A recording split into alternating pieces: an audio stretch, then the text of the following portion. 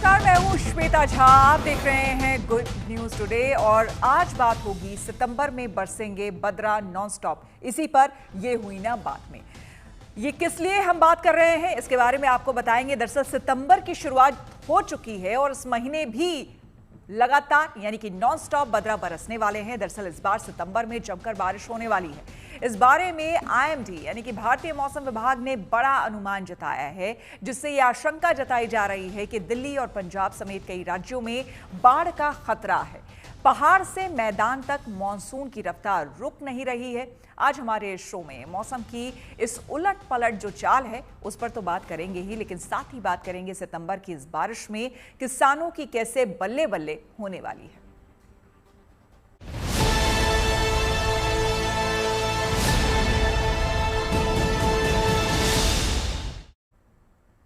Monsoon उलटपुलट हो चुका है। सितंबर की शुरुआत हो चुकी है, लेकिन हिमाचल प्रदेश, उत्तराखंड और पंजाब समेत देश के कई हिस्सों में बरसात नॉनस्टॉप जारी है। मौसम विभाग ने सितंबर यानी कि इस महीने के लिए मौसम का अनुमान जारी कर दिया है। आपको बता दें, उसके मुताबिक सितंबर में भी देश के ज्यादातर हिस्सों में इस बार सामान्य से अधिक बारिश होगी।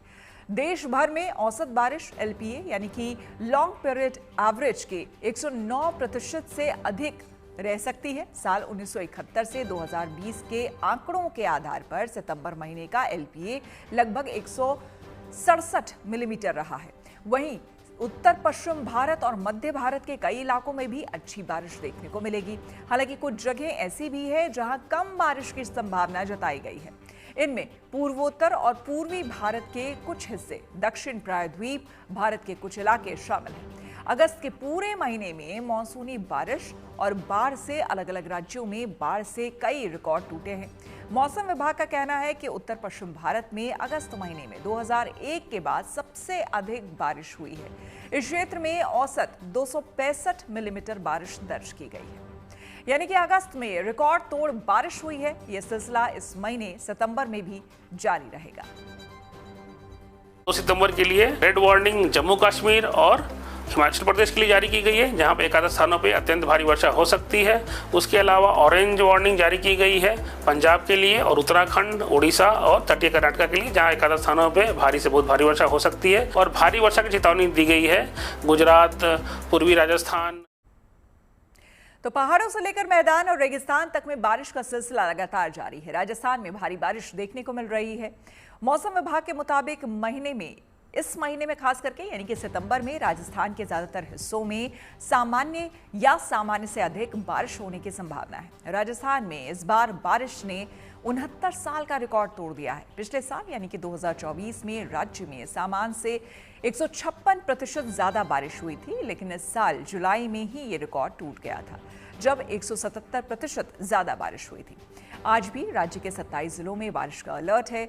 अब भी कई जगहों पर बारिश जारी है। सितंबर के पहले हफ्ते में मॉनसून के सक्रिय रहने के आसार हैं। कई स्थानों पर भारी बारिश होने का अनुमान है। राजस्थान में लगातार बरसात की वजह से नदी नाले उफान पर हैं। जयपुर, हनुमानगढ़, श्रीगंगानगर, सवाई माधोपुर, दौसा समेत कई ऐसे जिले हैं जहां तेज बारिश हुई है। इस बारिश से कई जगह नदियों का पानी खतरे के निशान से ऊपर पहुंच गया है। वहीं अलग अलग जगहों पर प्रशासन का रेस्क्यू ऑपरेशन भी जारी है। तो आपको बता दें कि सितंबर का मौसम भारत की वैसे खरीफ फसलें जो होती हैं उसके लिए बेहद अहम होता है। धान, मक्का, बाजरा और सोयाबीन जैसी जो फसलें होती है, इस समय पर बारिश पर ही वो पूरी तरह से निर्भर होती है। तो आपको बताते हैं कि इस मौसम की ये बारिश किसानों के लिए राहत बनेगी या फिर मुसीबत।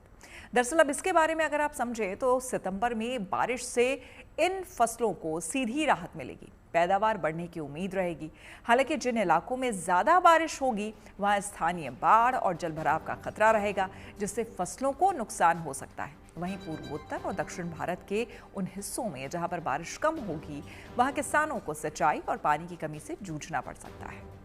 तो भारत में मॉनसून सिर्फ मौसम ही नहीं बल्कि करोड़ों लोगों की रोजी रोटी से जुड़ा हुआ है। देश की करीब 55% खेती बारिश पर निर्भर करती है।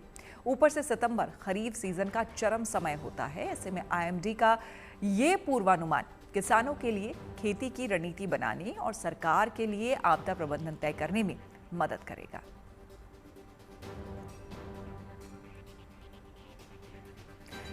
आपको बता दें कि हिमाचल प्रदेश और उत्तराखंड में भारी बारिश का सिलसिला जारी है। 3 दिन तक बारिश का अलर्ट अभी जारी किया गया है। इस मॉनसून सीजन में बारिश और बादल फटने की घटनाएं मंडी, धराली और किश्तवाड़ में देखने को मिली है। लेकिन बड़ी बात यह है कि आखिर पहाड़ों में ये आपदा आ क्यों रही है। अगर आप इससे अब समझने की कोशिश करें तो आपको बताएं कि हिमाचल प्रदेश और उत्तराखंड में भारी बारिश का सिलसिला जारी है। 3 दिनों तक तेज बारिश का अलर्ट भी है यहाँ पर। लेकिन बड़ी बात इसमें यह है कि आखिर पहाड़ों में ये आपदा क्यों आ रही है।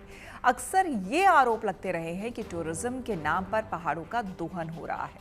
निर्माण के लिए बेतहाशा पेड़ों की कटाई हो रही है। बेहिसाब कंस्ट्रक्शन से कई जगह नाले, गदेरों, खड्ड का रास्ता ब्लॉक हो जाता है। साथ ही तेज बारिश और बाढ़ से भी मिट्टी का कटाव हो रहा है।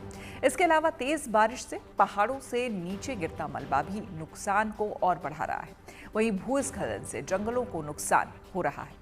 ये ऐसी वजह हैं जिनसे माना जाता है कि पहाड़ लगातार आपदा का शिकार हो रहे हैं, लेकिन इनका स्थायी हल अब तक नहीं निकल पाया है। और इस बीच आपको बता दें कि इन तमाम मुद्दों पर चूंकि अब आप समझ गए हैं कि किस तरह से ये IMD की तरफ से जो अब रिपोर्ट आई है और हम जिस असामान्य बारिश की बात कर रहे हैं उसको लेकर हम चर्चा शुरू करें। हमारे साथ एक्सपर्ट्स हमारे जुड़ेंगे, लेकिन उससे पहले हमारे संवाददाता हमारे साथ जुड़ गए हैं। मनीष चौरसिया हमारे संवाददाता दिल्ली से जुड़ चुके हैं और नवजोत अजनाला से हमारे साथ जुड़ चुकी है। इन दोनों से हम अपनी चर्चा की शुरुआत करते हैं, उसके बाद अपने एक्सपर्ट से आपका परिचय कराएंगे। सबसे पहले मनीष, आपके पास आते हुए, दिल्ली, हालांकि मैं दिल्ली में पिछले 20 सालों से ही हूं, लेकिन पिछले 20 सालों की ही चलिए अगर हम बात कर ले तो मैंने खुद भी अभी तक इतनी बारिश नहीं देखी थी जितनी बारिश हम देख रहे हैं पिछले कुछ समय से। वो भी सितंबर का महीना अब आ चुका है, लेकिन अभी भी बदरा बरसने को तैयार है, बारिश रुकने को तैयार नहीं है। क्या कहते हैं एक्सपर्ट्स?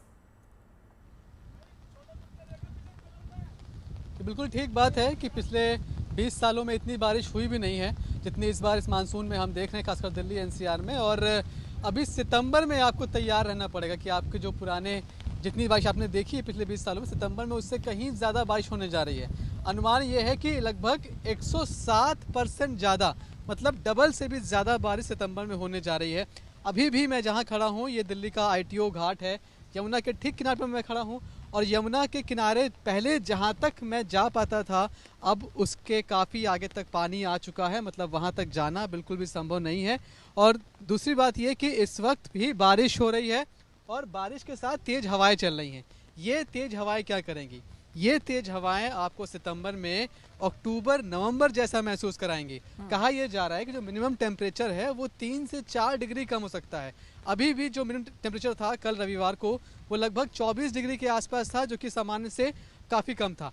अगर हम मैक्सिमम टेम्परेचर की बात करें तो जो आज का है वो लगभग 31 डिग्री के आसपास है, जो कि सामान्य से लगभग 2-3 डिग्री कम है। तो अगर लगातार इसी तरह से बारिश होती रही तो आपको जो महसूस होता है अक्टूबर और नवंबर में, वो आपको हो सकता है कि सितंबर में काफी हद तक महसूस लिहाज से जो यहाँ रहने वाले लोग हैं उनके लिए तो आपने अच्छी बात बताई। जो लोग घरों में हैं, देखिए तापमान में गिरावट होगा, जाहिर सी बात है, उन्हें सुकून, उन्हें राहत महसूस होगी। लेकिन कहीं ना कहीं चिंता का एक सबब ये कि क्या दिल्ली में हमें बाढ़ की स्थिति भी देखने को मिल सकती है अगर बारिश इस तरह से लगातार होती रही तो? जी बिल्कुल, देखिए यमुना किनारे हम इसीलिए आए हैं। रविवार तक जो यमुना का लेवल था वो 205 मीटर के आसपास था, जो कि खतरे के निशान से ऊपर है। अब आपको बताऊं कि अगर लगातार बारिश होती है और ये यमुना का जो वाटर लेवल है अगर वो 206 मीटर पर चला जाता है तो 206 मीटर के बाद से जो निचले इलाके हैं वहाँ से लोगों को हटाने का काम शुरू हो जाएगा, वहाँ से लोगों को निकालने का काम शुरू हो जाएगा।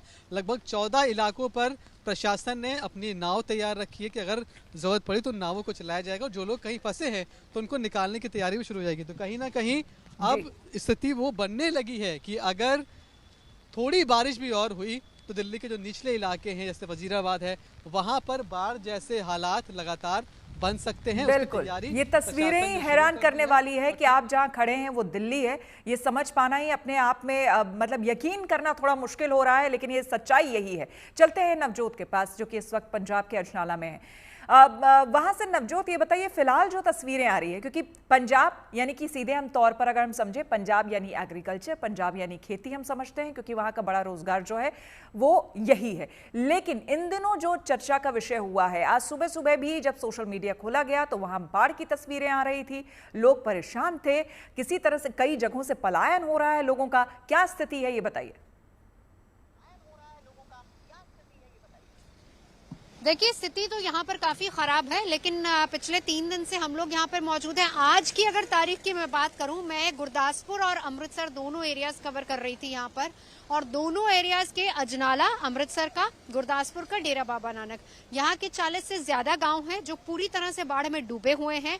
अभी आज की स्थिति ये है कि धूप निकली हुई है, कहीं कहीं हालांकि दिन में बारिश जरूर हुई है, पानी का लेवल थोड़ा कम हुआ है, पलायन हुआ है। सभी गांव, जितने भी गांव हैं, तकरीबन 5 से 6 फीट तक। आज हम लोग अमृतसर के आखिरी गांव पहुंचे थे जो कि बिल्कुल रावी के किनारे पर है, जहां पर बांध टूटने की वजह से सीधे तौर पर पूरा का पूरा गांव इफेक्ट हुआ है। 5 से 6 फीट तक पानी, लोगों के पास वहां खाने के लिए कुछ नहीं है। आज 3 दिन बाद सहायता के जो ट्रक हैं वो वहां पर पहुंचे, उन्हीं के साथ हम लोग भी वहां पर पहुंचे, और वहां पहुंचना इतना आसान नहीं था। जब हम वहां पर पहुंचे जरा साथ ही साथ तस्वीरें भी दिखाते जाइए, क्योंकि वो इंतजार कर रहे थे इस मेहनत। बिल्कुल, तस्वीरें साथ ही साथ दिखाइए। ये अभी भी हम जहां पर मौजूद हैं, ये बिल्कुल अमृतसर और गुरदासपुर का ही एरिया है। नेशनल हाईवे है जहां पर हम मौजूद हैं, उसके ठीक सटा हुआ गांव है, जहां पर आप देख सकते हैं कि पानी अभी भी है। यहाँ पर पानी धीरे धीरे कम हो रहा है। अब मैं वापस उसी गांव की बात करूंगी। ऐसे अभी भी न जाने कितने गांव हैं जहां पर पानी अभी है, पानी कम नहीं हुआ है, लेकिन हाँ, थोड़ा लेवल जरूर कम हुआ है। लोगों ने राहत की सांस ली है, इसलिए क्योंकि अब वहां पर उन गांव में राहत सामग्री पहुंचनी शुरू हो रही है। इसके अलावा तमाम एजेंसियां यहां पर लगी हुई हैं। लेकिन अगर हम 3 दरिया की बात करें, जिसमें सतलुज है, ब्यास है और रावी है। रावी वो दरिया जिसने खास तौर पर गुरदासपुर और अमृतसर में सबसे ज्यादा तबाही मचाई है। कल ब्यास से पानी छोड़ा गया था, और उस पानी की वजह से अब जो इलाके चपेट में आए हैं, जहां पर अब चाहे वो डेरा बाबा नानक हो, अजनाला हो, इसको हम छोड़ दें, गुरदासपुर अमृतसर के दोनों इलाके, लेकिन अब दुआबा एरिया जहां से ब्यास नदी निकल कर जाती है, वहां पर अब ज्यादा तबाही है, जिसमें सुल्तानपुर का एरिया आता है, कपूरथला का एरिया आता है। अब जो स्थिति यहाँ पर 3 दिन पहले थी, यही स्थिति अब वहां पर हुई है, क्योंकि कल ब्यास नदी से भी पानी छोड़ा गया है। कुछ इलाकों में थोड़ी राहत देखने को मिल रही है, लेकिन अभी भी कुछ इलाके हैं जहां पर जलस्तर लगातार बढ़ रहा है। बिल्कुल आएंगे नवजोत आपके पास और वहां की स्थिति के बारे में और जानेंगे, लेकिन साथ ही साथ हमारे जो मेहमान हैं, हमारे जो एक्सपर्ट्स हैं, उनसे आपका तारुफ करवा देते हैं। प्रोफेसर CS दुबे, जो कि वेटरन जियोलॉजिस्ट हैं, वो हमारे साथ जुड़े हैं। सर, आपका बहुत बहुत स्वागत है हमारी इस चर्चा में। डॉक्टर बिरपाल सिंह, जो कि एग्रीकल्चर एक्सपर्ट हैं, सर आपका बहुत बहुत स्वागत है। साथ ही साथ चंदन नायाल जी हैं, जो कि पर्यावरणविद हैं और एक्टिविस्ट हैं, और खास करके पहाड़ों पर एक्टिवली ये काम कर रहे हैं। आपका भी बहुत स्वागत है। तिकेंद्र जी हैं हमारे साथ, जो कि फॉर्मर डिप्टी मेयर हैं शिमला के और पर्यावरणविद भी हैं। सर, आपका भी बहुत बहुत स्वागत है हमारी इस चर्चा में। तो सबसे पहले हम सर के पास चलते हैं, प्रोफेसर CS दुबे के पास चलते हैं। सर, जो तस्वीरें हमारे सामने हैं, जिसकी चर्चा लगातार आप हर न्यूज़ चैनल पर आजकल आप देखने को, आपको सुनने को मिलेगा, देखने को मिलेगा, प्रिंट मीडिया हो, इलेक्ट्रॉनिक मीडिया हो, चर्चा यही हो रही है। लगातार बढ़ता जलस्तर, असामान्य रेनफॉल, बारिश जो कि बहुत ही अनप्रेडिक्टेबल है। ऐसी जगहों पर बारिश हो रही है जहां पर होती ही नहीं थी, जिसमें कि राजस्थान जो कि सूखा पड़ा रहता था, वहां पर अब बारिश हो रही है। बारिश ही नहीं, बाढ़ आ रही है। आखिर हो क्या रहा है, अगर हम मोटे तौर पर आपसे जानना चाहें? देखिए, ये जो असमानता है पानी बारिश के अंदर, ये क्लाइमेट चेंज का इफेक्ट है। और क्योंकि हम लोग जो है वेस्टर्न एरिया से भी और हमारे जो लोकल एरियाज है वहाँ से भी जिस तरह से हम लोग ग्लोबल वार्मिंग की तरफ बढ़ रहे हैं, वैसे वैसे जो है क्लाइमेट चेंज हो रहा है, क्लाइमेट पे इफेक्ट पड़ रहा है। और जैसे जैसे क्लाइमेट पे इफेक्ट पड़ रहा है, वैसे वैसे जगह जगह फर्क पड़ रहा है। फॉर एग्जांपल, जैसे अगर हम हिमालय पे चले जाएं तो हिमालय पे क्लाउड बर्स्ट और फ्लैश फ्लड्स ज़्यादा हो रहे हैं। वहाँ पे एक और भी रीज़न है कि वहाँ पे जो प्रेसिपिटेशन है, कुछ नोन स्पेसेस है जहाँ पे ओरोग्राफी और रेनफॉल जो है हमेशा ज़्यादा होती है, लेकिन उस एरियाज में अब इतना ज़्यादा हो गई, इस बार इतना ज़्यादा हो रही है कि ज़्यादा ही प्रॉब्लम्स बढ़ गई हैं। और उसके ऊपर जो आप मैन मेड स्ट्रक्चर्स खड़े करते हैं, आप जैसे अभी हमने देखा धराली के अंदर जो पुराना फैन था, एलुअल फैन था रिवर का, उसी के ऊपर आपने एक स्टेबल अच्छे अच्छे होटल बना दिए थे, और वो सारे के सारे होटल चले गए। इस तरह का जो मैन मेड स्ट्रक्चर्स हैं वो डिस्टर्ब करते हैं। दूसरी तरफ इसका पानी का एक अच्छा भी वो है कि जहाँ पे क्लाइमेट चेंज की वजह से जहाँ पे बारिश नहीं होती थी वहाँ बारिश हो रही है। और अगर लेकिन वहाँ पे भी उसका इतना फायदा नहीं हो पा रहा है, जी। क्योंकि हम लोग कोई रेन वाटर हार्वेस्टिंग या कोई प्लान वाटरशेड मैनेजमेंट या इस तरह की कोई भी प्लान हमने नहीं बनाई है कि अगर इस तरह से हमारा पानी जो है वो ज्यादा सर, सारा का सारा हैरानी की बात है, हर साल इस समुद्र तरह में की चला चर्चा जाए। होती है और अभी भी रेन वाटर हार्वेस्टिंग जैसी चीजें हम नहीं कर रहे हैं, जहां पर कई ऐसे राज्य हैं जो कि सूखे की वजह से लोगों का एक तरह से कह लीजिए उनकी रोजी रोटी तक छिन जाती है, कृषि में भारी नुकसान होता है, और हमारे पास पानी की इतनी किल्लत होती है जिसकी हम क्या ही बात करें। आंकड़े हर साल वो भी हम गर्मियों के दिनों में दिखाते हैं। डॉक्टर बिरपाल सिंह जी, आप कृषि वैज्ञानिक हैं, कृषि एक्सपर्ट हैं। सर, ये बताइए कि जो प्रोफेसर दुबे ने बात कही, कृषि के लिए पानी बहुत ज़रूरी है, इसीलिए आज हम बात कर रहे हैं जब बहुत ज़्यादा पानी की। तो अभी हम जानते हैं कि खरीफ का समय है और अभी पानी बहुत अच्छा है, अगर ज़्यादा पानी हो रहा है तो किसानों के लिए बहुत अच्छी बात है। लेकिन रेन वाटर हार्वेस्टिंग क्यों नहीं आज भी हमारे देश में सही ढंग से हो रही है, ताकि गर्मियों के दिन में भी किसानों को दिक्कत ना हो? नहीं, देखिए श्वेता जी, जैसे आपने बताया है ये ठीक कह रहे हैं आप। पानी तो आदमी के लिए तो है ही, लेकिन फसलों के लिए भी एक जीवन है, जीवन जीवन देने वाली बात है। जैसे किसान अपने खेत की कितनी अच्छी जुताई करे, कितना अच्छा बीज खरीदे, कितनी अच्छी खेत की तैयारी करे, कितनी अच्छा खाद डाले, लेकिन यदि समय पर उचित मात्रा में उचित समय पर सिंचाई का पानी नहीं मिला तो सारी उसकी इनपुट लगाई जीरो होगी। और अब मैं आता हूं, जो आपने कहा ना किसानों के बल्ले बल्ले होने वाले हैं, मैडम बल्ले बल्ले तभी कह सकते हैं आप जब एक उचित मात्रा में उनको पानी मिले। या इतनी ये जो भयावह स्थिति आ रही है अभी, जैसे कि आप मैडम नवजोत रंधावा जी बता रही थी, मैं भी देख रहा हूं पंजाब में 3 दिन से वो बराबर कवर कर रही है, और 9 जिले ऐसे हैं कि लगभग 1000 गांव पानी जलमग्न है। तो ये स्थिति तो बल्ले बल्ले करने वाली नहीं है, ये तो किसान के लिए बहुत भयावह स्थिति है। देखो हमारे इस खरीफ सीजन में जी जी। सॉरी, धान, मक्का, बाजरा, अरहर, मूंग, उड़द, सोयाबीन, मूंगफली, कपास और गन्ना, इतनी फसल लग रही है। और इनमें 2-3 फसल ऐसी हैं जो ठीक है, पानी तो बहुत अधिक चाहते हैं, लेकिन वो स्टैंडिंग वाटर नहीं चाहती, इतना इतना खड़ा हुआ पानी नहीं चाहिए उनको। अच्छी बढ़वार, इतना उनको अच्छी बढ़वार और वृद्धि के लिए, पैदावार वृद्धि के लिए केवल अच्छी उचित मात्रा में और थोड़े दिन के लिए, जैसे धान में है कुछ दिन के लिए स्टैंडिंग वाटर चाहिए, जरूर चाहिए, लेकिन ऐसा नहीं जल भराव हो जाए। इसी तरह सोयाबीन में भी चल सकता है, कपास में भी थोड़ा चलता है। बिल्कुल आएंगे सर आपके पास। चंदन नायाल जी, आपके पास आते हुए, सर पर्यावरणविद हैं और एक्टिवली काम कर रहे हैं पहाड़ों पर। सर, पहाड़ों के बारे में अभी चर्चा लगातार हो रही है, जिस तरह से बारिश हो रही है, धराली में हमने देखा, हिमाचल के दूसरे इलाकों में हमने देखा, जो आपदा आई है, और जिस तरह से सितंबर में भी अब कहा जा रहा है कि सितंबर में भी जो अनुमानित रहता है उससे कई गुना ज्यादा यहाँ पर बारिश होगी, क्या कहेंगे उस पर? देखिए श्वेता जी, लगातार उत्तराखंड में पिछले कई जो है दिनों से लगातार बारिश हो रही है। मुख्य रूप से आप धराली की बात कर रहे हैं, धराली के साथ हमारे चमोली के थराली क्षेत्र में भी जो है बहुत आपदा आई हुई है, और अन्य क्षेत्रों में अभी आप बागेश्वर की बात करें, कपकोट में जो है आपदा आई। तो विभिन्न जगहों पर उत्तराखंड का शायद कोई ही ऐसा कोना छोटा होगा जहां इस प्रकार की आपदा नहीं आई होगी, और लगातार बारिश हो रही है। चंदन, लेकिन इसके पीछे आप वजह क्या मानते हैं?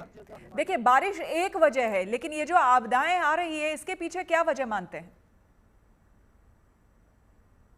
देखिए, ये मुख्य रूप से इसके बहुत सारे कारण हैं, और अलग अलग भौगोलिक परिस्थितियों में अलग अलग जो है कारण बन सकते हैं। जैसे हमारा जो सड़कें हमारी बंद हो रही हैं, कहीं ना कहीं हमारा जो है अनियंत्रित तरीके से जो हम सड़कें बना रहे हैं, नदी के किनारे हमारी सड़कें बन रही हैं, तो जब नदी हमारी आ रही है तो हमारी सड़क जो है वॉश आउट हो रही है। चंदन, आपकी बात को हम ठीक से सुनना चाहेंगे, ऑडियो की थोड़ी दिक्कत है, वो उसको जरा हम ठीक करवा लेते हैं। हम आएंगे आपके पास। टिकेंद्र जी, आपके पास आते हुए, आप डिप्टी मेयर रहे हैं शिमला के, पर्यावरणविद भी हैं। सर, ये सारे ऐसे इलाके हैं ना, चाहे वो जहां वो धराली की बात कर रहे हो या फिर उस तरफ का पूरा चमोली का इलाका, उधर भी हमारा जाना हो चुका है हमारे काम को लेकर, और साथ ही साथ शिमला, तो मुझे लगता है कि दिल्ली और उसके आसपास जितने भी लोग होते हैं वो एक बार नहीं दसियों बार जा चुके होंगे शिमला और नालदेहड़ा ऊपर का इलाका सारा। सर, आपको क्या लगता है, एक मुझे लगता है कि एक आम जनता होने के नाते भी, एक जर्नलिस्ट होने के नाते भी, जो मुझे समझ में स्थितियां वहां आ रही है पहाड़ों पर, वो ये है कि बेतहासा कंस्ट्रक्शन वर्क, जो लगातार कंस्ट्रक्शन चल रहे हैं पहाड़ों में, जिस तरह से सुरंगें बनाई जा रही हैं सुविधाओं के नाम पर, और जिस तरह से वहां पर होम स्टेज से लेकर के होटल से लेकर ना जाने क्या कुछ अब पहाड़ों पर बन रहा है, आपको क्या लगता है? आप तो खुद वहां रहे हैं।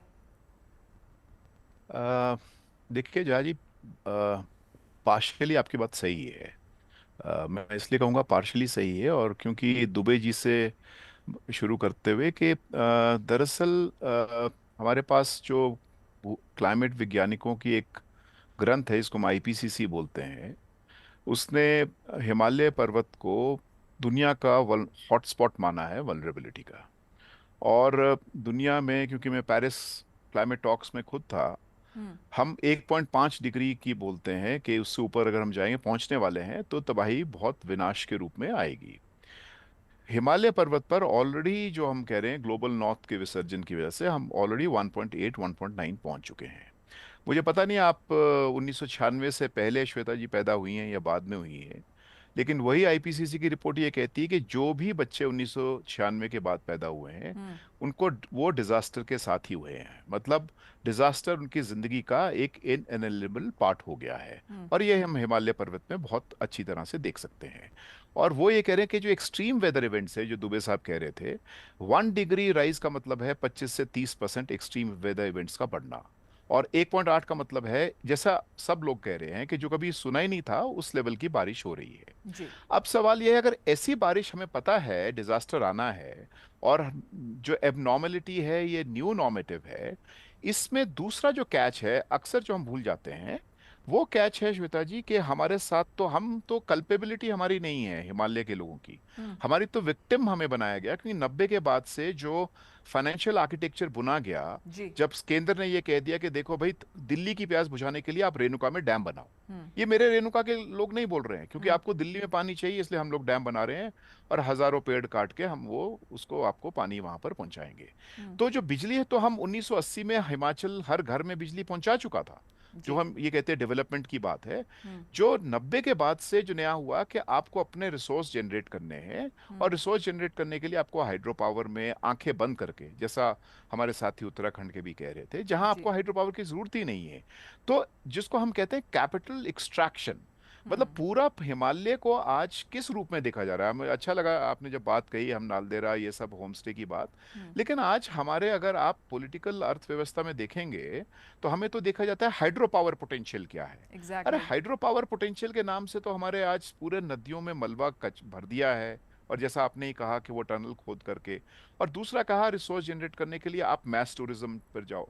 मेरा एसपी है बेचारा शिमला का, वो परेशान हो जाता है क्योंकि 2 लाख की आबादी है, 1 लाख गाड़ी आती है एक दिन के अंदर सीजन। आप बताएं कैसे आप इसको। तो ये जो मतलब ट्रेंड चल गया है कि एक तरफ ग्लोबल मार हमारे ऊपर है, जिससे बचने, अब आज हम उस स्थिति में है, मैं आपको बहुत फ्रैंकली कह रहा हूं, सारी बिल्डिंग अगर हम गिरा देंगे और सब जगह पेड़ लगा देंगे तब भी बचेंगे, इसकी गारंटी नहीं है, because we have already cross the tipping point जिसको हम कहते हैं। तो ऐसे में जब हमें मालूम है, कम से कम ऐसा हम करें कि जहां हमें पता है जहां ज्यादा वल्नरेबिलिटी है, जैसे मैं हर जगह ये बात कह रहा हूं कि हमारे यहाँ कहावत है पहाड़ में, घराट और शमशान घाट। पता नहीं आपके जो व्यूअर्स है घराट का मतलब समझते हैं, लेकिन घराट हमारे पहाड़ में होता है जहां पर हम मक्की और ये गेहूं पीसते हैं, जो पानी से चलती है, नदी के साथ में होती है। हमेशा शमशान घाट और घराट घराट साथ में रहे। अभी हम सेटलमेंट बना रहे हैं वहां पर जहां पर घराट होते थे, जो थुनाग में हुआ मंडी में, वो सारा का सारा वो घराट का एरिया था। तो हम मतलब बिल्कुल वहां घुस गए हैं। तो कम से कम आप अगर वल्नरेबिलिटी मैप कर लेंगे, जैसा मैं केरला में केरला अर्बन कमिशन का मेंबर हूं, वहां हमने एक एक पैच मेजर करके उनको कहा है जी कि आप इस अगर जाएंगे तभी बचेंगे, कोई गारंटी जी नहीं है, लेकिन कम से कम आप अपनी वल्नरेबिलिटी को रिड्यूस करेंगे। बिल्कुल मुझे सर, इन लगता है ये तमाम बहुत मुद्दों एसेंस पर बहुत ही गंभीर बातें हैं जो आप कह रहे हैं, और आपकी बात इसलिए ज़्यादा और ऑथेंटिक लगती है क्योंकि आपने ज़मीन पर काम किया है, आप स्थितियों को समझ रहे हैं वहाँ पर। आएंगे सर आपके पास, एक बार फिर से चलते हैं नवजोत के पास। नवजोत, यहाँ पर जहाँ पर आप मौजूद हैं, देखिए तस्वीरें तो हमें दिखाइए ही दिखाइए, साथ ही हमें ये बताइए कि वहाँ पर अब, क्योंकि हमने आज एक ऐसी मैंने तस्वीर देखी सुबह, पंजाब की वो तस्वीर मैंने देखी, एक खाट बिछी हुई है जिसपे एक बुजुर्ग बैठी हुई हैं, टेंट नुमा घर लग रहा था या फिर कच्चा मकान वो था, और वो जो खाट थी आधे से ज्यादा पानी में डूबी हुई थी, बहुत बुरी स्थिति। अब ऐसे बताइए वहां पर लोगों का रेस्क्यू किस तरह से चल रहा है, वो कौन कौन से इलाके हैं जहां ऐसी स्थितियां हैं, जहां से ऐसी तस्वीरें आ रही है?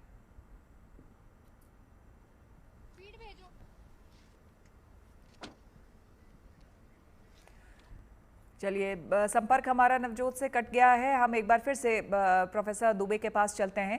सर, आपके पास आते हुए जिस चर्चा को लगातार अभी हम कर ही रहे थे, उसी को आगे बढ़ाते हुए, कई गंभीर मुद्दे हैं, कई ये सवाल है जो कि पहली बार नहीं सालों से उठ रहे हैं। आपको क्या लगता है कि काम क्यों नहीं हो रहा है? ऐसा नहीं है कि केंद्र नहीं सोच रही है इन सब चीजों के बारे में, वहां भी बड़े बड़े लोग बैठे हुए हैं। क्या इम्प्लीमेंटेशन में प्रॉब्लम हो रही है या फिर दिक्कत कहाँ हो रही है? देखिए, दिक्कत जो है मेनली जो है, जो भी मैं पहले भी जितने भी प्रोग्राम्स में आया हूँ मैं कहता रहा हूँ कि जो प्रॉब्लम होती है वो आफ्टर डिजास्टर नहीं होती, वो प्री डिजास्टर प्रॉब्लम को अगर आप फेस कर लें और उसको अगर आप समझ लें तो आप प्रॉब्लम को सपोर्ट कर सकते हैं। फॉर एग्जांपल, अब इस केस में जो आप लैंड पे जो बना रहे हो जगह, इतनी जो आपके पास जो आपके जो लोड बियरिंग है, जो कैपेसिटी है जो माउंटेन की, वो आपके पास रही नहीं। उसके ऊपर पहले आप वुड के क्या कहते हैं बिल्डिंग्स बनाते थे, आज आप 4-4 5-5 मंजिली जो कंक्रीट की बिल्डिंग्स बना रहे हैं, जो वेट लेता नहीं है। उसके अलावा जितना क्राउड बनता है, जैसे कि अभी बताया जिस तरह से क्राउडिंग होती है, और उसके ऊपर क्लाइमेट चेंज, और उसके ऊपर आप ये समझ लिए कि हम अपना अर्थ जो है उसका जो एक दिन जो पूरा अर्थ है उसका 1 साल का वो हम खत्म कर लेते हैं अपना सारा का सारा, जो खाना पीना जो रहना। तो लाइफ ऑफ जो वर्ड एक लाइफ करके लाइफ ऑफ एनवायरनमेंट शुरू किया है गवर्नमेंट ने। भाई, आप किस तरह से सस्टेन करते हो उसको? आपकी सस्टेनेबिलिटी है ही नहीं, आपका डिजास्टर मैनेजमेंट प्लान है ही नहीं, आपको यही नहीं पता। आपको पता है कि यहाँ पे लैंडस्लाइड होते हैं, यहाँ पे आपके फ्लैश फ्लड्स आते हैं, यहाँ पे आपका ग्लॉव होता है, cloud glacier lake outburst floods होते हैं। जी आप उन जगह को जो है इस तरह से मैन ही नहीं करते हो, आप कोई डिजास्टर की मैनेजमेंट प्लान नहीं करते हो, कोई एक्सपर्ट्स ने कोई हजार्ड मैप नहीं बनाया हुआ, और उस हजार्ड मैप के साथ जो प्लान है वो नहीं डेवलप करते हो। जब तक ये चीजें आप करोगे नहीं टुगेदर, मिल के आप ये नहीं करोगे और प्लान। अब जैसे मैं एक एग्जांपल देता हूँ, सिक्किम में 1997 में एक बहुत बड़ा क्या कहते हैं लैंडस्लाइड हुआ, 60 लोग मर गए चांदमारी के ऊपर। लेकिन उसके बाद उन्होंने वो डिसाइड किया कि भाई अब हम यहाँ पे अर्बन एरिया डेवलपमेंट नहीं करेंगे, अब हम किसी दूसरी जगह पे जहाँ पे इस तरह का एरिया नहीं है, जहाँ पे क्राउड बर्स्ट होने के चांसेस कम है, हम वहां पे अपनी वो बनाएंगे। उन्होंने यूनिवर्सिटी वहां बनाई। जी तो मेरा ये कहना है कि आप प्लान करो ना कि आप किस तरह से कौन सी बिल्कुल, यानी जगह कि पे। प्लानिंग में आपको लग रहा है कि प्लानिंग जो है वो एक बड़ी समस्या है और अभी भी प्लानिंग नहीं हुई है। ये अपने आप में फिर सवाल खड़े करता है, कई गंभीर सवाल, सरकार, राज्य सरकारों पर भी और केंद्र सरकार पर भी। चंदन, आपके पास आते हुए आपकी बात अधूरी रह गई थी। आप जिस इलाके से आते हैं चंदन, या फिर जहां की बातें हम कर रहे हैं, उत्तराखंड का पूरा इलाका हो, हिमाचल का, या फिर फॉर दैट मैटर इलाका हो, क्योंकि पहाड़ है, बहुत मिलता जुलता है, पूरा वहाँ की डेमोग्राफी मिलती जुलती है। ये बताइए, वो जो पूरा इलाका, क्योंकि मैं भी केदारनाथ वगैरह गई हूँ, और वो जो पूरा पैच है मैंने देखा है, बेतहाशा कंस्ट्रक्शन वर्क चल रहा है, दिन रात कंस्ट्रक्शन वहाँ पर चल रहा है, बड़ी बड़ी मशीनें लगी रहती हैं। आपको नहीं लगता है कि ये जो स्थिति आज हम देख रहे हैं या फिर झेल रहे हैं, उसके पीछे बहुत बड़ी वजह है बेतहाशा कंस्ट्रक्शन, बिना कुछ सोचे समझे? श्वेता जी बिल्कुल, देखिए लगातार जो है टनलें बन रही हैं, केदारनाथ हो, बद्रीनाथ हो, जितने भी हमारे धार्मिक स्थल हैं, या हमारी जो सड़कें, जो हमारी ऑल वेदर रोडें जो बन रही हैं, हमारे पहाड़ के लोगों को, जो हिमालय के लोग हैं, उनको इन सब चीजों की जरूरत नहीं है। आज भी हमारे लोग पैदल जाते हैं, आज भी हमारे लोग वो पुरानी चीजों को झेल रहे हैं। लेकिन जो ये कंस्ट्रक्शन हो रहा है लगातार, अभी आप देखिए पूरा जो है बद्रीनाथ हाईवे, आपका केदारनाथ हाईवे पूरा बंद है, और इतनी जगह लैंडस्लाइड है कि मतलब जो आम व्यक्ति है वो देहरादून से जो है अपने गांव तक नहीं जा सकता। या आप जो है अगर कुमाऊं रीजन की हम लोग बात करें तो वहां भी जो है लगातार जो सड़कें हमारी कट रही हैं, अनियंत्रित तरीके से सड़कें कट रही हैं। और सबसे बड़ी बात, जो हमारा पहाड़ का पूरा एक डिस्चार्जिंग जोन होता है बिल्कुल नदी के जस्ट ऊपर, उस एरिया में जो है हम लोग सड़कें बना देते हैं। और जो डिस्चार्जिंग पानी का जो डिस्चार्जिंग जोन है, उस एरिया में सड़कें अगर हम लोग बनाएंगे तो कहीं ना कहीं जो है वो पहाड़ों से जो पानी रिस के पानी आएगा, उसी के साथ वो पूरा पहाड़ भी खिसक के आ रहा है। तो बहुत सारे ऐसी जो है कारण हैं। आज थराली में आप देखिए, थराली में ऐसी स्थिति बनी हुई है, क्योंकि मैं परसों ही जो है आपके रूपकुंड ट्रैक करने के बाद जो है थराली जब मैं पहुंचा तो सारी सड़कें बंद है, और पूरा थराली का एरिया, काफी सारे मकान जो है सोशल मीडिया पे और जो है मीडिया के माध्यम से तो बहुत कम चीजें दिखाई जा रही हैं। और जब जमीनी स्तर पर हम लोग हकीकत देखते हैं तो ऐसा मन करता है कि मैं क्या मतलब ये देख रहा हूँ। और तो इन सब चीजों के लिए हमारे जो नीति निर्माता है उनको सोचना पड़ेगा। बिल्कुल उनको सोचना चाहिए, क्योंकि मुझे लगता है कि ये अलार्मिंग सिचुएशन है हर किसी के लिए।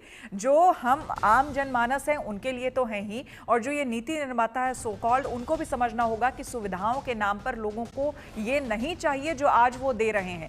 अगर इसका हम पॉजिटिव एंगल देखें, पॉजिटिव साइड देखें, आईएमडी की तरफ से ये बता दिया गया है कि सितंबर में भी, यानी कि सितंबर के महीने में भी अच्छी खासी बारिश होने वाली है।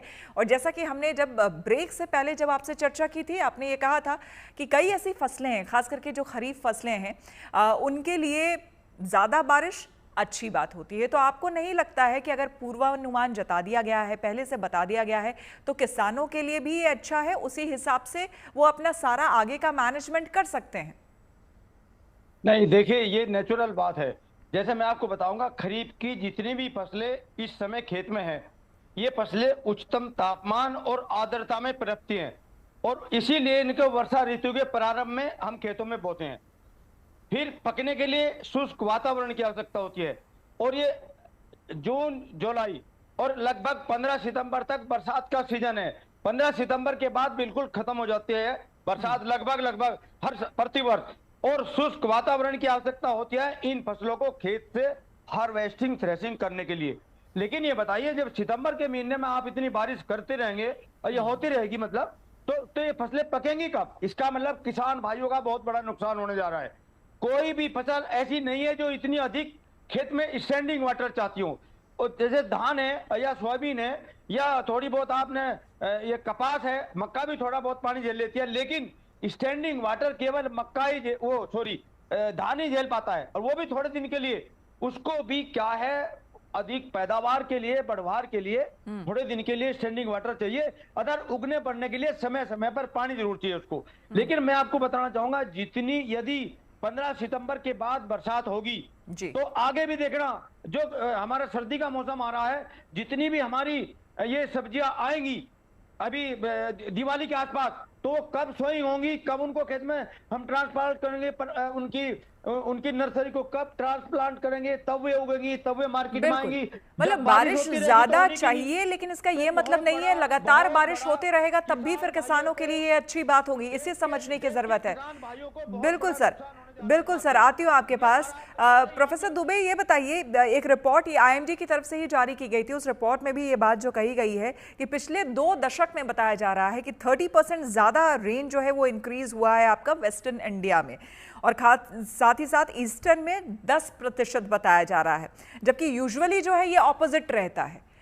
और उसके जो परिणाम है वो अभी बिरपाल जी बता ही रहे थे कि भाई ऐसा नहीं है कि लगातार बारिश होती रहेगी तो किसानों के लिए बल्ले बल्ले है, क्योंकि एक समय तक ही आपको ज़्यादा बारिश चाहिए होती है, उसके बाद अगर पानी रुक गया एक जगह पे तो फिर फसलें भी बर्बाद होंगी। तो ये जो परिस्थितियाँ, ये जो रिपोर्ट्स हम देख रहे हैं, जो सिचुएशंस बन रहे हैं, इसके पीछे अगर मुख्य तौर पर हम पॉइंट वाइज अगर हम आपसे समझना चाहें कि वो 2 या वो 3 पॉइंट्स आपको क्या लगते हैं, क्या वजह है इस तरह के उलट पुलट बारिश के पैटर्न की, तो आप क्या कहेंगे? देखिए, एक तो जो साउथ वेस्ट मानसून्स हैं उनका इस पे उसका जो है गेयर अप करना, क्योंकि क्लाइमेट चेंज की वजह से और ग्लोबल वार्मिंग जैसे बताया गया कि अब हम ऑलरेडी हिमालय के अंदर और जगह पे 1.5 के करीब और उससे ऊपर हम लोग डिग्री ग्लोबल वार्मिंग अनॉमली बढ़ रही है हमारी टेम्परेचर की। जब अनॉमली बढ़ती है तो क्या होता है कि कंडेंसेशन जो है वो ऊपर से ज्यादा होता है, इवेपोरेशन ज्यादा होता है, इवेपोरेशन से कंडेंसेशन ज्यादा होता है, हम्म। रेनफॉल ज्यादा होता है। अब ये जो रेनफॉल ज्यादा हो रहा है ये हमारी बदौलत नहीं हो रहा, ये क्योंकि ये ऐसा जो है हमारे जो वेस्टर्न यूरोपियन नेशंस है उस तरफ से भी हिमालय पे अफेक्ट पड़ता है, वेस्टर्न डिस्टर्बेंसेस का उससे भी अफेक्ट पड़ता है। तो ये टोटल जो है हमारे जो ग्लेशियर्स हैं वो बड़ी फास्ट जो है वो मेल्ट कर रहे हैं मेल्ट हो रहे हैं। और ऑलमोस्ट जो है पॉन्ड्स में कन्वर्ट हो रहे हैं। अब ये पॉन्ड्स जो है जैसे दराली में हुआ, जब हैवी पॉन्ड्स बन जाते हैं और उनका डिसलोकेशन होता है उनकी वॉल्स का, तो वहां पे जो पानी गिरता है वो सीधा जाके जो है आपको अफेक्ट करता है। अब आप देखिए कि ओल्ड दराली नई दराली, हम्म। ओल्ड दराली इस तरह से बनी हुई थी कि वो रिवर, पुरानी रिवर से अगर पानी बहेगा या उसमें फ्लड आएगा तो अफेक्ट नहीं पड़ेगा, लेकिन नया जो पोर्शन बना वो पूरा का पूरा डूब गया। मैं बात करता हूँ आपकी पानी के, जैसे अभी फार्मिंग पे बात कर रहे थे, हम्म। फार्मिंग में नुकसान तो है ही है लेकिन फायदे भी हैं। मैं बात करता हूँ गुजरात की, अगर हम करना चाहें तो जी। गुजरात की और राजस्थान की। अगर पैलियो चैनल्स वहाँ के जो हैं, जो पुराने चैनल्स हैं, अगर उनको रिफर्बिश करके और उनको हम रिजनरेट कर लें और हम्म। उसमें हम वाटर हार्वेस्टिंग और वाटर शेडिंग करके अगर हम पानी रोक लें, तो जो लोग वहाँ पे प्यासे रहते हैं, जैसे गुजरात में खावड़ा एरिया है, भुज एरिया है, कच्छ एरिया है, जहाँ पे पानी पीने बिल्कुल। को नहीं मिलता है, हम्म। वो पानी पीने को मिलना शुरू हो जाएगा। तो ये तरह की जो प्लानिंग है, हम्म। मैनेजमेंट है, ये हर एक को तो सोचना आखिर पड़ेगा ये कैसा। प्लानर्स कर क्यों नहीं पा रहे हैं? टिकेंद्र सिंह जी, आपके पास आते हुए, क्योंकि एडमिनिस्ट्रेशन जो प्लानिंग का हिस्सा होते हैं तमाम चीज़ों का, ये लोग भाई उनके नज़र में भी तो ये सारी चीज़ें होंगी। ऐसा तो नहीं है कि आज हम बैठ करके डिस्कशन कर रहे हैं तो प्रोफेसर दुबे ने जो बात कही वो पहली बार कही होगी और ये ख्याल किसी के दिमाग में आया ही नहीं होगा। तो आखिर आखिर क्या लग रहा है कि आप भी उस पोस्ट पर रहे हैं जहां पर आपको चीज़ों को देखना, समझना और इम्प्लीमेंट भी करवाना पड़ा होगा एक समय में, तो आपको क्या लगता है दिक्कत कहां आ रही है? हम टिकेंद्र सिंह के जी के पास जाएंगे। या जस्ट वन जी सेकेंड सर, जी सर, बताएं। एक सेकंड, मेरे कुछ प्रॉब्लम घर में है। आप मुझे दोबारा लिस्ट में 1 मिनट बाद प्लीज। जी जी, हम 1 मिनट कोशिश बाद। करेंगे दोबारा आपके पास आने की। तो जिस तरह से हम बता रहे थे कि लगातार जिस तरह की स्थितियां बनी हुई है, चंदन इस बीच आपके पास आते हुए, चंदन आप मुझे बताइए कि आप लगातार माउंटेन्स पे भी एक्टिवली काम कर रहे हैं, आप देख रहे हैं सिचुएशन को, आप देख रहे हैं कि लोकल एडमिनिस्ट्रेशन किस तरह से काम कर रहा है, क्या समझ पा रहे हैं जो वहाँ के लोग हैं वो क्या चाहते हैं, जो लोकल्स हैं वो क्या चाहते हैं, और राज्य सरकारें या फिर केंद्र सरकार क्या कुछ कर रही है? देखिए, जिस प्रकार से लगातार जो है हमारे हिमालयी क्षेत्र में आपदाएं आ रही हैं और लोगों को बड़ा डर है, भय है कि भाई इस प्रकार की लगातार आपदाएं आती रहेंगी। देखिए, एक बात हमको समझनी पड़ेगी कि बारिशें पहले भी होती थी, पहले 7 दिन तक, 8 दिन तक, जो 10 दिन तक, 12 दिन तक लगातार बारिशें होती थी। लेकिन आज जो बारिशें हो रही हैं वो भयंकर बारिशें हो रही है। मतलब 1 घंटे अगर बारिश हो रही है तो इतनी तेज बारिश हो रही है कि वो जो है सारी चीजों को बहाकर ले जा रही है। कहीं लैंडस्लाइड हो रहा है, कहीं जल भराव हो रहा है। तो इस प्रकार की समस्याएं आ रही है। तो कहीं ना कहीं एक जलवायु परिवर्तन का सीधा असर तो हम लोग देख रहे हैं। तो उसके साथ जो हमारे कंस्ट्रक्शन हो रहे हैं पहाड़ों में, चाहे वो सड़कों में सड़कें बन रही हो, चाहे कंस्ट्रक्शन हो रहे हो, उन पर जो है सरकार ने और जो प्रशासन ने उसमें नियंत्रण लगाना चाहिए कि किस प्रकार के कंस्ट्रक्शन यहाँ पर बन सकते हैं। इन सब चीजों पर भूगर्भ वैज्ञानिकों ने समझना चाहिए किस एरिया में जो है उनको उनको लेकर जो है प्रशासन ने जो है आना चाहिए। जो चीजें नहीं हो रही हैं, क्योंकि आज मैं देख रहा हूँ कि जहां तहां जो है नदियों के किनारे, नदी जो है बह रही है उसके किनारे जो है मकान बन जा रहे हैं, 5-5 मंजिला, 4-4 मंजिला मकान बन जा रहे हैं। सड़कें जो है अंधाधुंध पूरा एक पहाड़ चेक पॉइंट होना बहुत जरूरी है वहां पर, सरकारों की जी, तरफ से भी वहां पे एक चेक पॉइंट होना बहुत जरूरी है। टिकेंद्र जी, आपके पास अब आते हुए आप अपनी बात पूरी करिए। देखिए, वैसे तो हमें बहुत दुख है, हमारे बहुत, लेकिन एक लाइटर नोट पे मैं आपको बताता हूँ। हमारे यहाँ पर इस वक्त कुल्लू वैली में 2 लोगों की बहुत ढूंढा जा रहा है। दुबे साहब, एक तो आपकी कॉम को मतलब जो जियोलॉजिस्ट थे कि कहाँ हैं जिन्होंने ये अलाउ किया नेशनल हाईवे। और मुझे पता है कि वो थे ही नहीं बेचारे, उनको बिल्कुल बाईपास करके ये पूरा बनाया गया। और दूसरे गडकरी साहब, क्योंकि उन्होंने ये यहाँ पर कहा था कि मैं मंडी से मनाली तक सीधा कर दूंगा ब्यास को, तो वो सीधा ब्यास तो क्या होनी थी, पूरा हमारा सत्यानाश ही हो गया, पूरा हमारे सेब फंस गए। मैं आपको आज ही बता रहा हूँ, हमारे जितने पुराने रोड हैं ना सारे बरकरार हैं। जो पुराने रोड पीडब्ल्यूडी के बने हैं या बीआरओ के बने हैं, ये जो पूरी मानसिकता है कि आपको बॉर्डर, क्योंकि हम स्टेट हैं और हमें वहां पर 4 लेन पहुंचाना है और वहां रेलवे पहुंचानी है, ये नेशनल हाईवे सबसे बड़ा कल्प्रिट के रूप में आज कम से कम उत्तराखंड में, जानता नहीं 4 धाम में उसका कितना योगदान है, लेकिन यहाँ पर ये सबसे बड़ा कल्प्रिट के रूप में आ रहा है। उसने हमारा सत्यानाश कर दिया है मनाली वाले का और इवन शिमला वाले का। आज शिमला फिर बंद हो गया है, मैं आपको आज बता देता हूँ। आज उसमें 2 बड़े लैंडस्लाइड, क्यों? क्योंकि वो जो बीआरओ की आर्ट एंड साइंस है, माउंटेन कॉर, हिमालय, और मैं आपको एक और बताता हूँ, दुबे साहब इसको और करेक्ट करेंगे, सतलुज वो रिवर है जो कि हिमालय बनने से पहले नॉर्थ पोल की तरफ बहती थी। तो इसकी जो फिरोशियसनेस से बहुत ज्यादा हाई है, और इसमें हमने bumper to bumper hydro power project बनाए हैं। तो ये जो पूरा हिमालय पर्वत को निचोड़ कर जो गोरे अपने टाइम में इसको कॉलोनी के रूप में यहाँ से टिम्बर ले जाते थे, आज हम उसकी हाइड्रो पावर बिजली और उसका टूरिज्म के रूप में देख रहे हैं। ये श्वेता जी हमें बंद करना पड़ेगा, और हिमालय को हिमालय की तरह से उसकी तहजीब को, उसके लोगों की इज्जत करना बहुत जरूरी है। आपकी बात एक बार के लिए शायद मैं भी समझने की कोशिश करूं, लेकिन वो जो दर्शक हमें सुन रहे हैं, देख रहे हैं, उनको समझाने के लिए आप जरा ये बताइए, 4 लेन रोड सरकारें तो ये बताती है ना कि ये आपकी ही सुविधा के लिए हो रहा है। ऐसे बहुत दुर्गम इलाके रहे हैं, पहाड़ों पर ऐसा है कि भाई एक जगह से दूसरी जगह जाना मुश्किल रहा है, लेकिन आज जब सड़कें पहुंच रही है तो बहुत सारी सुविधाएं आप तक पहुंच रही हैं। किन्नौर में आइए, जो सबसे बॉर्डर एरिया है, किन्नौर के हर गांव में रोड है मेरे वहां पर। हम हिमाचल सेकंड है केरला के बाद ह्यूमन डेवलपमेंट इंडेक्स में। हमने जब बिजली यूपी में आज भी नहीं पहुंची है, 1980 में इतने रिमोट एरिया में हमने बिजली हर घर में पहुंचा दी है। तो हमें यह सबक कोई सिखाएगा कि डेवलपमेंट कैसे होती है, वो हम उसको कंटेस्ट करेंगे। हम जानते हैं डेवलपमेंट कैसे होती है, हमने करके दिखाई है। हमारा आज भी हेल्थ, ये सब कुछ। क्वेश्चन ये है, ये रोड हम लोग मांग ही नहीं रहे हैं। जैसे उत्तराखंड में वो लोग कह रहे हैं, हमें रोड किसके लिए चाहिए यार? अपने बेसिकली हम जो अब सेब की इकोनॉमी में है, उसके लिए हमारे पास सफिशिएंट है।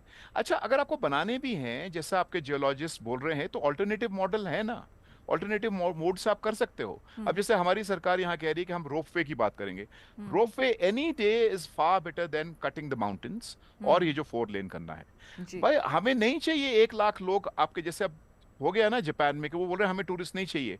बड़ी बात नहीं होगी श्वेता, जब लोग बोलेंगे भाई हाथ जोड़ के आप प्लीज, अब हमें इससे ज्यादा लोग नहीं चाहिए। बिल्कुल, शिमला में ही कुछ समय पहले अब ये हो गया है कि भाई सर्टेन नंबर ऑफ लोग अब नहीं जाएंगे या फिर वीकेंड्स में नहीं जाएंगे। जो आप बात कह रहे थे carrying capacity of the mountains, और कैरिंग कैपेसिटी सिर्फ ह्यूमन की नहीं, कैरिंग कैपेसिटी ऑफ ओवरऑल, इसका एक साइंटिफिक बेसिस है जिसपे हम कैरिंग कैपेसिटी। मैं अभी नीलगिरी से आया हूँ, नीलगिरी में ये डिस्कशन थी, और वहां वही थे कि हम बहुत धन्यवादी हैं कि हम शिमला का मॉडल नहीं अडॉप्ट करना चाह रहे, लेकिन वहां गोवा साहब ने यही बात कही थी कि हम नीलगिरी इसलिए बचेगा कि बॉर्डर स्टेट नहीं है। सर, ये चर्चा जो है ना, ये चर्चा और लंबी चल सकती है, क्योंकि इसमें बहुत सारे पॉइंट्स हैं जिसको वाकई वैलिड वे में डिस्कस करना बहुत जरूरी है, लेकिन समय की कमी है, इसलिए हमें यहाँ पर रुकना होगा। कुल मिलाकर हम यही कहेंगे कि इस चर्चा में आप लोगों ने जितनी बातें कही हैं, जो हमारे जो नीति निरंता है, जो बनाते हैं, जो मेकर्स हैं, लॉ मेकर्स हैं, वो वाकई समझे, क्योंकि ग्लोबल वार्मिंग पूरे विश्व को लेकर के एक चिंता का विषय है, हमारे लिए तो है ही, लेकिन उसके साथ ही साथ हम यहाँ जो कर रहे हैं जमीनी स्तर पर,